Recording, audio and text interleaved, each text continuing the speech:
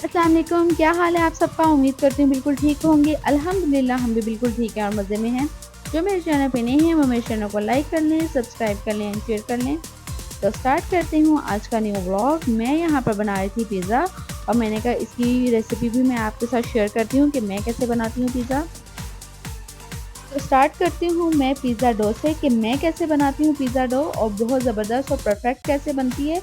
उसके लिए थोड़ी सी टिप एंड ट्रिक्स हैं तो वो मैं आपके साथ शेयर करती हूँ।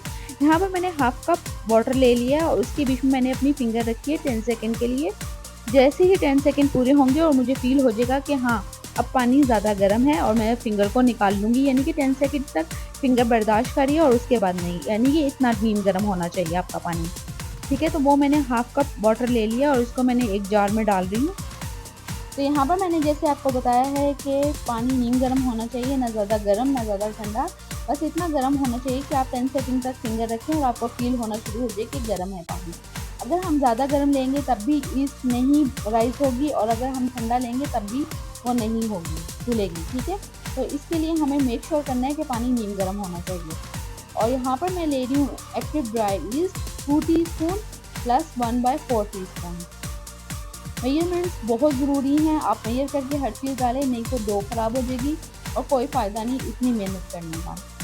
और इसलिए मैं आपको साथ साथ बता रही हूँ कि मैंने इसमें 2 teaspoon plus 1/4 teaspoon active dry east डाली है। यहाँ पर मैं शुगर ले रही हूँ 2 टीस्पून और ये भी इसके बीच में मैं ऐड कर दूँगी। और बस अभी और इसके बीच में कुछ भी नहीं मैंने डालना और बाकी चीज़ें मैं जो डालूँगी वो बाद में मैं आपको दिखा दूँगी। इसको मैं अच्छे से मिक्स करके घड़ी के मुताबिक 5 मिनट के लिए रखूँगी और 5 मिनट के बाद मैं आपको दिखाऊँगी। अगर ये राइस होगी तो ठीक, नहीं राइस हुई तो आप समझ लीजिएगा आपकी ईस्ट ख़राब है।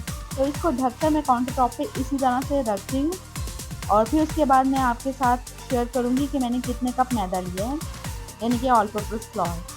तो यहाँ पर मैंने लिया है ढीले हाथों के साथ मैंने मेजर किया है कप्स को। ठीक है, और मैंने 4 कप यहाँ पर मैदा लिया है। मैंने फिर भी आपके सामने दोबारा से करके दिखा रही हूँ ताकि आपको पता चल सके कि मैंने कितने कप मैदा लिया है। तो यहाँ पर मैं 4 कप मैदा ले रही हूँ और इसमें से मैं 3 कप मैदा यूज़ करूँगी और जो 4 कप होगा वो मैं आपको बताऊँगी कि किस तरह से आपने यूज़ करना है। तो यहाँ पर मैं जो 1 कप था वो दोबारा से अगेन निकाल रही हूँ ताकि मैं आपके साथ बता सकूँ कि मुझे कितना यूज़ होगा और कितना नहीं। तो अभी मैं क्या करूँगी कि इस डो को यहाँ पर देखें कि ये राइस हो गया है 5 मिनट में और मैं आपको दिखा देती हूँ मेरी ईस्ट अच्छे से ड्राई हो चुकी है और मैं इसके बीच में क्या क्या ऐड करूँगी। तो ये देखें माशाल्लाह से कितनी अच्छे से राइस होगी और इसके ऊपर कितनी अच्छी सी फॉर्म आ चुकी है, यानी कि ये बहुत अच्छे से राइस हो चुकी है। अब इसके बीच में जो मैंने चीज़ें ऐड करनी है वो मैं आपको बता दूँगी। अब मैं यहाँ पर इसके बीच में डालूँगी सॉल्ट, वो भी मैं मेजरिंग स्पून के साथ ही डाल रही हूँ।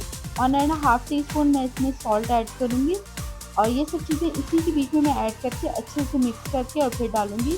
और मैंने सोचा कि आपको एक डिटेल वीडियो डो की दे दूँ और उसके बाद जो पिज़्ज़ा सॉसेस वगैरह जो सब चीज़ें बनानी है उसकी अलग से वीडियो बना लूँगी।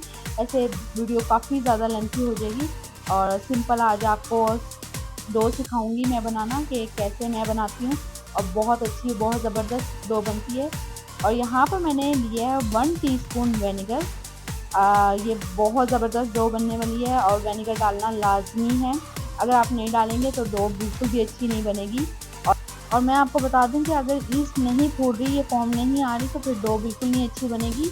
तो आप मेक श्योर कीजिएगा कि ईस्ट आपकी अच्छे से फूले। और यहाँ पर मैं डाल रही हूँ 3 टेबल स्पून ऑलिव ऑयल। ये मैं ऑलिव ऑयल डाल रही हूँ, आपके पास जौन सा भी ऑयल है वो आप डाल सकते हैं, बटर भी ऐड कर सकते हैं, कोई मसला नहीं है। 3 टेबल स्पून मैं इसके बीच में ऑलिव ऑयल डाल रही हूँ क्योंकि मैं ऑलिव ऑयल ही यूज़ करती हूँ। और साथ ही इसके बीच में मैं 1 कप दोबारा से नीम गर्म पानी ऐड करूँगी, वही वाला नीम गर्म पानी जो हमने पहले ईस्ट को ड्राई मतलब एक्टिव करने के लिए डाला था। एक्टिव ड्राई ईस्ट में जो डाला था नीम गर्म पानी, वही वाला मैं पानी दोबारा से इसमें डालूँगी 1 कप, यानी कि टोटल ये हो जाएगा 1 कप प्लस 1.5 कप नीम गर्म पानी। ठीक है, तो ये वाला हम डालेंगे, पहले हमने 1.5 कप डाला था और अभी फिर 1 कप इसके बीच में डालेंगे और इन सब चीज़ों को अच्छे से मिक्स करके मैदे के बीच में मैं डाल दूँगी। इस सारे मिक्सचर को मैं अच्छे से मिक्स कर लूँगी और जो मैंने मैदा लिया था 3 कप उसके बीच में मैं इसको डाल दूँगी और फिर उसके बाद इसको मैं मिक्स करूँगी। और अब मैं इसको मिक्स करूँगी। और मुझे वीडियो आपको साइड डिटेल में दिखानी थी कि मैं कैसे डो को मिक्स करी, क्या-क्या करी। तो वीडियो को मैं कट तो नहीं कर सकती थी, इसी वजह से मैंने वीडियो को स्पीड में कर दिया था, ताकि मैं साथ-साथ आपको दिखाती रहूँ। जहाँ पर मुझे ज़रूरत पड़ेगी मैं वीडियो को स्लो कर दूँगी और आपको दिखाती जाऊँगी, और जहाँ मुझे स्पीड इसकी चाहिए होगी मैं वहाँ पर स्पीड कर दूँगी। तो यहाँ पर देखें कि डो काफ़ी ज़्यादा स्टिकी थी और हाथ के साथ चिपक रही थी, इसी वजह से मैंने इसके बीच में हाफ कप मैदा ऐड कर दिया। अब मैं इसके बीच में तब तक मैदा ऐड नहीं करूँगी जब तक ये सारा मैदा इसके बीच में इनकॉर्पोरेट ना हो जाए। जब ये सारा इसके बीच में चला जाएगा और फिर अगर ज़रूरत पड़ी तो फिर मैं इसके बीच में दोबारा से मैदा ऐड करूँगी। और हमें डो चाहिए सॉफ्ट एंड स्टिकी, बट इतनी भी स्टिकी नहीं हो कि आपके हाथ के साथ चिपके, जैसे कि अभी मेरे हाथ के साथ चिपक रही है। ऐसी नहीं होनी चाहिए, सॉफ्ट होनी चाहिए, हल्की-हल्की चिपकन होनी चाहिए इसके बीच में, ज़्यादा नहीं। पर ये नहीं कि बिल्कुल ही आपके हाथ के साथ चिपक रही हो, तो ऐसी डो हमें नहीं चाहिए। तो इसके बीच में अब मैंने दोबारा से 2-3 टेबलस्पून ऐड कर दिया मैदा, और मैं साथ-साथ इसके बीच में मैदा डालती जाऊँगी और मैं चेक करती जाऊँगी कि मुझे कितना मैदा इसके बीच में चाहिए। इसी तरह आपने थोड़ा-थोड़ा करके मैदा डालते जाना है और इसको नीट करते जाना है, मिक्स करते जाना है, ठीक है? और तब तक आपने लेना है कि जब तक ये अच्छी सी डो रेडी ना हो जाए, सॉफ्ट हो, स्टिकी हो, पर ऐसी स्टिकी ना हो कि आपके हाथों के साथ चिपके, ठीक है? जैसे अभी भी ये नीचे काउंटर टॉप पर भी चिपक रही है, हाथों पे भी चिपक रही है, तो इसमें थोड़ा-सा मैदा हो जाएगा। और इसके बीच में मैंने पूरा 1 कप मैदा ऐड किया था। मैंने यहाँ पर 2 बैच रेडी किए थे। एक ये बैच था जिसमें फुल कप यानी कि फुल 4 कप मैदा गया था, और एक बैच में पौने 4 कप मैदा गया था, यानी कि उसका जो एक हिस्सा वो होता है वो रह गया था। 1/3 कप मैदा उसमें दिया था। तो मैंने कहा एक पूरी डिटेल वीडियो आपको बना के दिखा दूँ एक बैच की, ताकि फिर उसके बाद मैंने दोबारा रेडी करना था। तो अगर आप एक बैच रेडी कर रहे हैं तो इसमें कम से कम इतना होगा कि इसमें 2 लार्ज साइज़ पिज़्ज़ा या 3 मीडियम साइज़ पिज़्ज़ा आपके रेडी हो सकते हैं। तो ये देखें, आपको मैंने दिखाया था, हाथ धोकर खुश करके दिखाया था, तो ये बिल्कुल भी स्टिकी नहीं था। अब हाथ के साथ नहीं चिपक रहा, बस लाइट सा स्टिकी है। इस तरह का नहीं कि आपके हाथ के साथ चिपके, ठीक है? तो अब मैं इसको रखूँगी राइज़ होने के लिए, और इसको मैंने नीड की है कम से कम 8 टू 9 मिनट्स के लिए, यानी कि अच्छी खासी इसकी नीडिंग होती है। और हम इसको नीड करते हैं कम से कम 8 टू 9 मिनट्स के लिए नीड करते हैं, और नीड करने के बाद हम इसको बाउल में डाल के राइस होने के लिए रख देंगे 1.5 आवर्स के लिए, यानी कि 1.5 घंटे के लिए हम इसको राइस होने के लिए रखेंगे।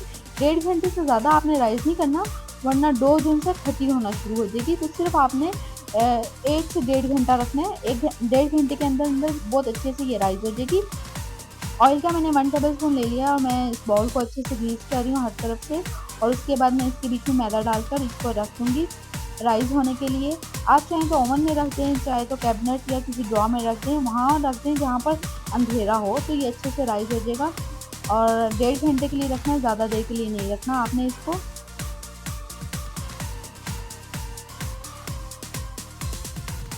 और ये दूसरा बैच है जिसमें पूरे पौने 4 कप मैदा गया है, और 1/4 कप रह गया था, और पौने 4 कप उसके बीच में गया है। असल में मैंने 2 तरह के मैदे लिए थे, मीन्स के मैं 2 मैदे मैंने यूज़ किए थे। एक जो हम लोग चक्की से लेके आते हैं वो वाला, और एक ये पैकेट वाला। जो ये वाला मैंने अभी सेकंड बैच बनाया है, ये मैंने पैकेट वाले से बनाया है, इसलिए 1/4 रह गया था, और जो चक्की वाला था वो पूरे 4 कप मैदा गया है। ये डिपेंड करता है मैदे पे भी कि वो लाइट वेट है या हैवी वेट है। अगर लाइट वेट है तो 4 कप जाएगा, अगर हैवी वेट है तो यानी कि 1/4 कप रह जाएगा आपका। और ये भी देखें, अच्छे से मैंने इसको मिक्स कर लिए, यानी कि नीट करके रख लिए। ये भी स्टिकी है, पर इतना स्टिकी नहीं है कि आपके हाथ के साथ चिपके, और सॉफ्ट भी है। तो अब इसको भी मैं इसी तरह से बाउल में डालकर रख दूँगी 1.5 घंटे के लिए, और इसकी भी हम इसी तरह से नीडिंग करेंगे 8 टू 9 मिनट्स के लिए, और नीड करने के बाद हम इसको एक बाउल में निकाल कर रख देंगे।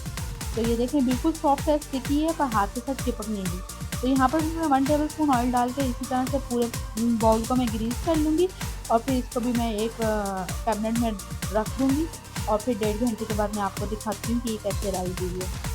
आज मैं आपको बताती हूँ कि मैं किस में बेकिंग करती हूँ, और उसके टेम्परेचर के बारे में भी आपके साथ शेयर करूँगी।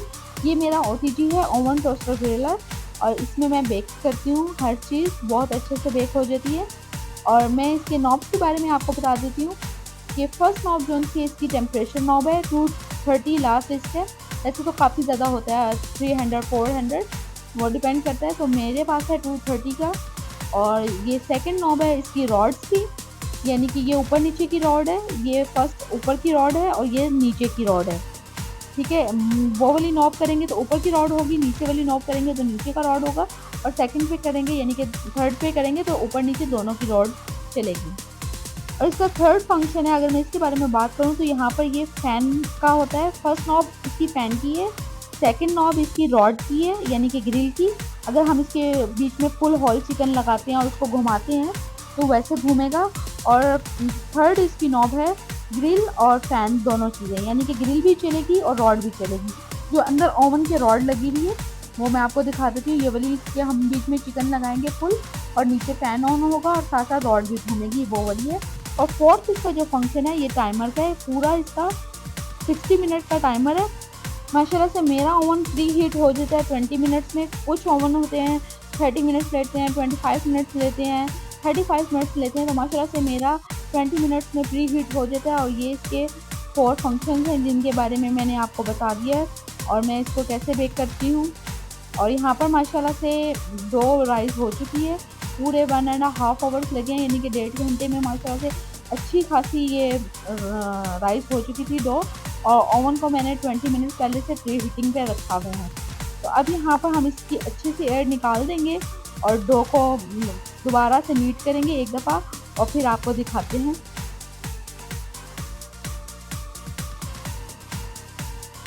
और यहाँ पर मैंने इस डो में से अच्छे से एयर निकाल ली है।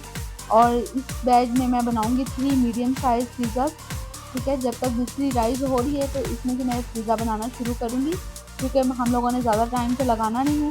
तो इसके मैं बिल्कुल इक्वल साइज़ के 3 पेड़े ले लूँगी और 2 पेड़ों को दोबारा से ढक दूँगी जल्दी जल्दी से, और मैं एक को आपको बेल कर दिखाती हूँ।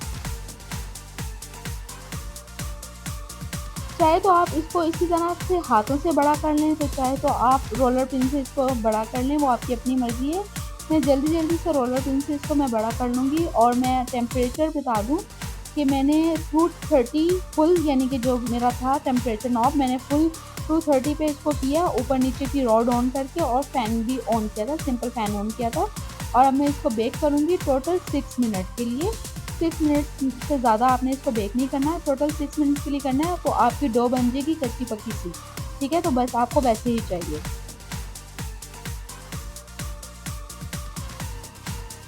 इसको मैंने अच्छे से बड़ा कर ली है, दोनों साइडों से इसी तरह से अलट पलट करके मैं इसको बड़ा कर ली है। और अब मैं इसको पैन में रखूँगी। और पैन में मैं आपको पहले ही बता दूँ कि मैंने ऑयल वगैरह कुछ भी नहीं लगाया। मैं सिंपल इसके बीच में सूजी डालूँगी थोड़ी सी, और सूजी के साथ हम लोग इसको बेक करेंगे। अगर हम लोग इसके बीच में ऑयल लगा देते हैं ना तो ये बिल्कुल स्टिकी सी बन जाएगी और नीचे चिपकने लग जाएगी। तो हमने वैसी नहीं हमें चाहिए, बस हम इसके बीच में थोड़ी थोड़ी सी सूजी सब तरफ से डालेंगे, यानी कि 1 टेबल स्पून बहुत है, इससे ज़्यादा नहीं डलेगी। ये देखें मैंने सब तरफ से थोड़ी थोड़ी सी सूजी इसमें डाल दी है।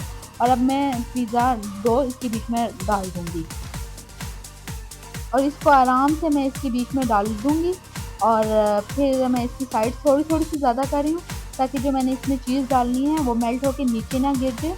तो इसलिए ये मैं अपने लिए बना रही हूँ, तो इसको मैंने थोड़ा थोड़ा सा साइड इसकी ऊपर की है। और इसको मैं अब अच्छे से ऑयल लगा दूँगी। आप बटर लगाना चाहते हैं बटर लगा दें, ऑयल लगाना चाहते हैं ऑयल लगा दें। मैंने बटर लगाया है। ये स्टेप हम तैयार कर रहे हैं प्री बेक करने के लिए। इसको हम प्री बेकिंग का मतलब है बगैर टॉपिंग के पिज़्ज़ा डो को रेडी करना। और ये देखें हमने फॉक से इसमें प्रिक्स कर दी हैं, ताकि इसकी नीचे से अच्छी सी एयर बाहर आ जाए और ये अच्छे से राइस हो जाए। और इस डो को मैं रख रही हूँ बेक होने के लिए 6 मिनट के लिए। और ऊपर नीचे का रॉड मैंने ऑन किया है, फ़ैन भी ऑन किया, और 230 टेम्परेचर है। और जब तक मैं दूसरे पिज़्ज़ा की डो को रेडी कर लेती हूँ, और इतनी देर में वो हो जाएगी रेडी। इसको भी मैंने लाइट लाइट सा नीचे से सूजी से कर दी है कवर। और अब मैं इसके ऊपर पिज़्ज़ा डाल रही हूँ। ये नॉर्मल अब जो पिज़्ज़ा वगैरह हम बनाते हैं सिंपल वैसे ही मैंने इसको किए। साइड्स पे इसको ज़्यादा दबाने की ज़रूरत नहीं है, बस हल्का हल्का जो आप ऑयल लगाएं और लाइट लाइट से सेट कर सकते हैं। इतना नहीं दबाइएगा कि नीचे से वो स्टिक कर जाए और फिर कोई फ़ायदा नहीं है। तो बस लाइट लाइट से इसको सेट करें, और हल्का हल्का सा आपने अगर इसको प्रेस करना है यानी कि सेटिंग करनी है तो आप इसको कर सकते हैं। और बटर या ऑयल लगाकर आप इसको बेक कर लीजिएगा। स्टोव टॉप पर पैन पिज़्ज़ा अगर आपने रेडी करना है तो इसी तरह नीचे सूजी डालकर ऊपर डो रख देनी है पिज़्ज़ा, और फिर बिल्कुल स्लो हीट पर 6 मिनट के लिए बेक करना है।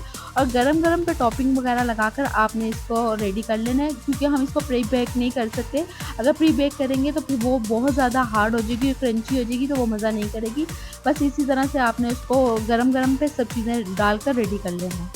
और जैसे ही इसको मैं रेडी करूँगी, इतनी देर में जो बेक किया हुआ है वो भी रेडी हो चुका होगा।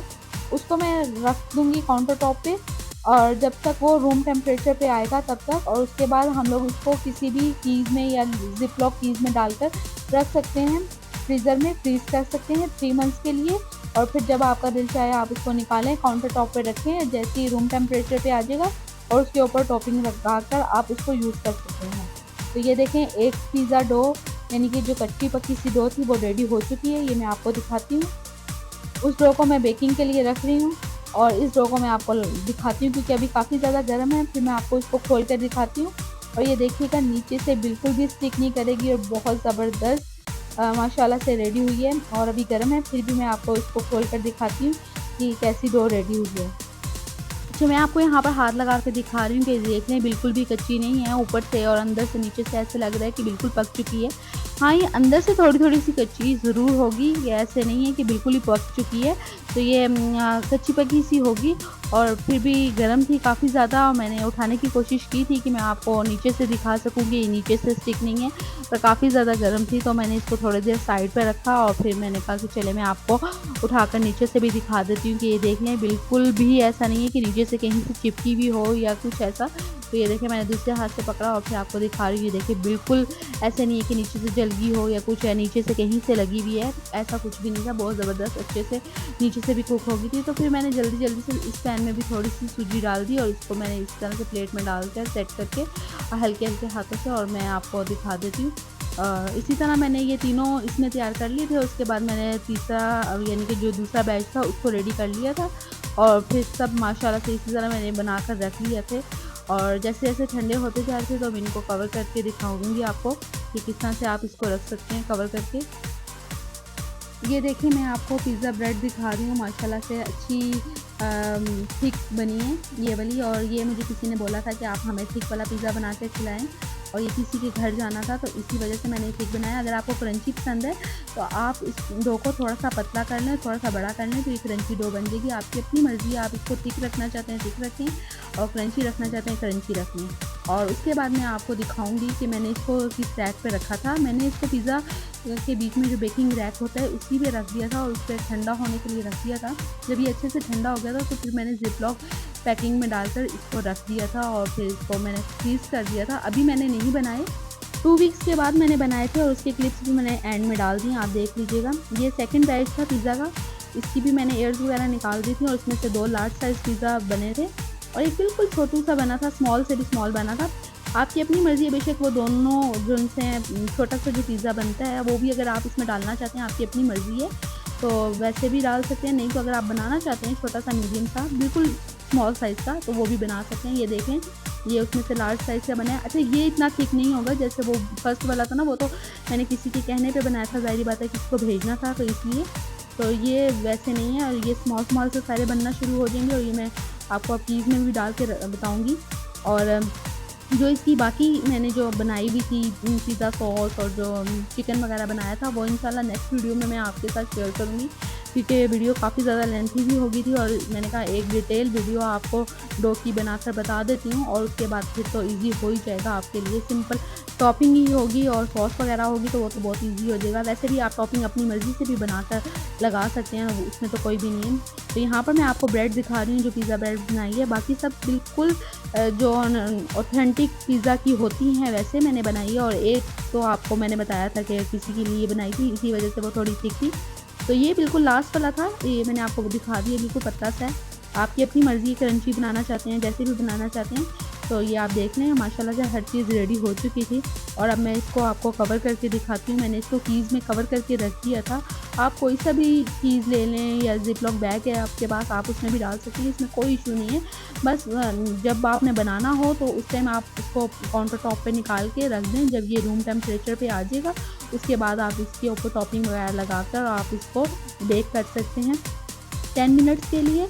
और उसके बाद आपने 2 मिनट्स के लिए ऊपर से आप ऊपर का रॉड ऑन करके और बेक देख के आप कीजिएगा कि जितनी आपको चीज़ मेल्ट चाहिए बस उतनी सी मेल्ट करके आप फिर बंद कर दीजिएगा। टॉपिंग के बाद जब हमने इसको बेक करना है तो टेम्परेचर वैसे ही रहेगा 230। ऊपर नीचे की रॉड ऑन करनी है और जब ये 10 मिनट्स हो जाएंगे तो उसके बाद आपने क्या करना है कि ऊपर का रॉड ऑन करना है और 2 मिनट्स के लिए देखना है। वो आपकी अपनी मर्ज़ी है, आप अगर डार्क ऊपर से इसको करना चाहते हैं तो डार्क कर सकते हैं, अगर आप बिल्कुल लाइट सा रखना चाहते हैं तो 1 मिनट में भी हो जाएगा। और मैं तो क्रंची पसंद करती हूँ, ऊपर से अच्छे से चीज़ गोल्डन हो जाए तब तक मैं करती हूँ। अगर आपको ऊपर से गोल्डन नहीं करनी है तो आप 1 मिनट से भी कम कीजिएगा तो वो हो जाएगा। अब आप ये देख लें, मैं आपको किसी भी चीज़ में डालकर बता रही हूँ कि इस तरह से हमने इसको रैप करना है और इसको इतना टाइट नहीं करना कि ये ना हो इसके साइड्स कॉर्नर्स वगैरह मुड़ना शुरू हो जाएँ तो फिर वो अच्छा नहीं लगेगा, क्योंकि जिस टाइम हम फ्रीज़र से बाहर निकालेंगे शेप तो इसकी यही रहेगी, बट जहाँ से ये टर्न हुआ होगा वहाँ पर क्रैक्स आ जाएंगे। जब ये रूम टेम्परेचर पे आएगा तो वहाँ पर क्रैक आए हुए होंगे। तो फिर जब आप इसको पिज़्ज़ा बना लेंगे, टॉपिंग वगैरह करके जब निकालेंगे तो जब आप उठाएंगे तो जहाँ से भी टर्न हुआ होगा तो वो जगह टूट जाएगी। तो इससे बेहतर है आप इसको थोड़ा सा लूज़ लूज़ कीजिएगा, इसकी नॉब लूज़ लगाइएगा, पर ये कोशिश कीजिएगा कि एयर ना जाए, बाकी साइडों से ये थोड़ा लूज़ हो, ऐसे ही रखिएगा। तो ऐसे करके ये देखें, मुझे अभी हाथ से लग रहा था कि थोड़ा सा ये टाइट है, मैंने इसको थोड़ा सा और ढीला किया और एयर भी इसमें बन रही है। तो ऐसे हम लोगों ने करना है, बस सिंपल इसके अंदर बाहर की एयर कोई ना जाए, बस लाइट सा इसको हम लोगों ने करके फिर इसको हल्का हल्का सा वो प्रेस कर देना ताकि इसकी एयर वगैरह निकल जाए और बस हम इसको इसी तरह से रख देंगे फ्रीज़र में फ्रीज़ होने के लिए। और इसी तरह मैं सारों को कवर करके फ्रीज़ कर दूँगी और फिर मैं आपको दिखाऊँगी 2 वीक्स के बाद का क्लिप। ये देखें, ये 2 वीक्स बाद मैंने पिज़्ज़ा को बेक किया था और मैंने कहा आपको सिंपल दिखा देती हूँ, आप ये ना समझें कि कहीं डो ख़राब हो गई है या कुछ उसमें कुछ ऊपर नीचे हो गया है, क्रंची हो गई है या सॉफ्ट हो गई है। जैसे आप डो बनाएंगे वैसे ही आपको मिलेगी। अगर आपने सॉफ्ट बनाई भी होगी तो सॉफ्ट मिलेगी, क्रंची बनाई होगी तो क्रंची मिलेगी। तो मैंने कहा आपको मैं दिखा देती हूँ लास्ट इसका लुक कि मैंने कैसे इसको बेक किया था और ये कितनी सॉफ्ट थी। और आप देख सकते हैं, अच्छा काफ़ी लोगों को सॉफ्ट पसंद है, काफ़ी लोगों को जो है क्रंची पसंद है, तो आप अपनी मर्ज़ी से, आपको मैंने बता दिया है कि आप वैसे कर लीजिएगा। पतली करेंगे तो क्रंची हो जाएगी और मोटी रखेंगे तो सॉफ्ट हो जाएगी। अब मैं आपको बेक करके दिखाती हूँ। अच्छा, मैंने इसके बारे में आपको बता रही थी कि जो इसकी टॉपिंग है ऊपर से आप अगर डार्क रखना चाहते हैं तो 2 मिनट से ज़्यादा रख सकते हैं, यानी 2.5 मिनट या 3 मिनट्स के लिए। और अगर आप इसी तरह से रखना चाहते हैं कि 2 मिनट्स में इस तरह से गोल्डन हो जाता है, आपकी अपनी मर्ज़ी है। वो मैंने दूसरा अपना डार्क गोल्डन किया था, वो इंशाल्लाह नेक्स्ट वीडियो में मैं आपको दिखाऊंगी। अब मैं इसको आपको कट करके दिखाऊंगी और मैं आपको दिखाऊंगी कि देखें इसके क्लिक्स वगैरह कैसे निकल रहे थे। काफ़ी ज़्यादा चीज़ी थी पर मैं आपको सही तरह से दिखा नहीं सकती थी क्योंकि मैंने किसी को भेजना था और आपको पता है क्लिक्स की वजह से जो इसकी क्लिक्स निकलते हैं उसकी वजह से इसकी टॉपिंग हटना शुरू हो जाती है। तो मुझे अच्छा नहीं लग रहा था कि मैंने किसी को भेजना है और उसकी टॉपिंग वगैरह ख़राब हो जाए ऊपर से। तो बस मैं लाइट लाइट से आपको दिखाऊँगी पिज़्ज़ा कटर से, बल्कि मैंने इसको 2-3 दफ़ा से कट किया ताकि इसकी फ्लिक्स वगैरह नहीं निकलें, क्योंकि मैंने आपको दिखाना था। तो मैंने कहा आपको मैं दिखाऊं, अगर इसकी फ्लिक्स निकलेंगी तो इसकी टॉपिंग ऊपर से हटना शुरू हो जाएगी। तो बस इसलिए मैं आपको दिखाना चाह रही थी कि नीचे से भी आप देख लें, ऊपर से भी देख लें। माशाल्लाह से बहुत ज़बरदस्त बना था। इंशाल्लाह बाकी सब कुछ नेक्स्ट वीडियो में आपके साथ शेयर करूँगी। और अगर आपको मेरी रेसिपीज़ अच्छी लगती हैं तो प्लीज़ मेरे चैनल को लाइक कीजिएगा, सब्सक्राइब कीजिएगा एंड शेयर कीजिएगा। इंशाल्लाह फिर मिलूँगी नई वीडियो नए ब्लॉग के साथ। चलती हूँ, दुआओं में याद रखिएगा। ओके जी, अल्लाह हाफिज़।